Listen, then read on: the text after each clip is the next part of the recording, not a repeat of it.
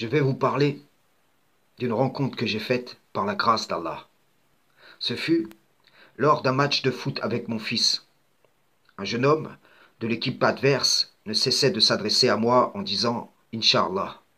Puis, à un moment, je lui ai répondu Tu sais que Allah, c'est ton créateur, c'est notre créateur. Et à cela, il me rétorqua J'aime Dieu, parce qu'il m'a sauvé. Ma mère était alcoolique, j'allais mourir et il m'a sauvé. Nous avons donc arrêté le match et on s'est assis pour discuter. Puis, en essayant d'échanger avec lui, je compris qu'il avait un handicap mental, ce qui m'a enseigné l'universalité de l'islam dans un autre sens que celui que je connaissais, car j'ai dû exposer ces principes de manière ultra simplifiée, afin que ceux-ci soient à la portée de la compréhension de ce jeune homme.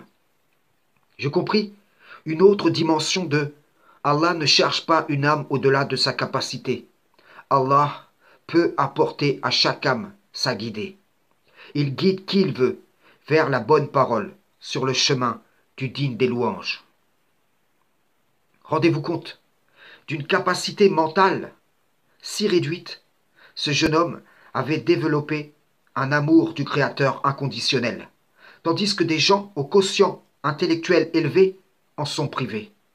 Et cela m'a rappelé cette parole de l'Injil, où Issa dit en Matthieu 11, verset 25, « Je te loue, Père, Seigneur du ciel et de la terre, de ce que tu as caché aux sages et aux intelligents, et de ce que tu as révélé aux enfants. » Il dit aussi, « Laissez les petits enfants et ne les empêchez pas de venir à moi, car le royaume des cieux est pour ceux qui leur ressemblent. » Allah donne à travers la vie des enseignements qui bouleversent le cœur d'un homme.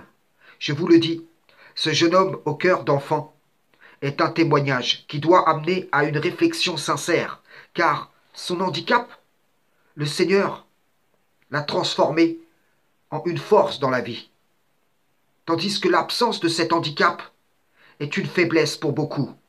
Gloire au Tout-Puissant, le grand donateur, le dispensateur par excellence. Frères et sœurs en islam, salam, shalom.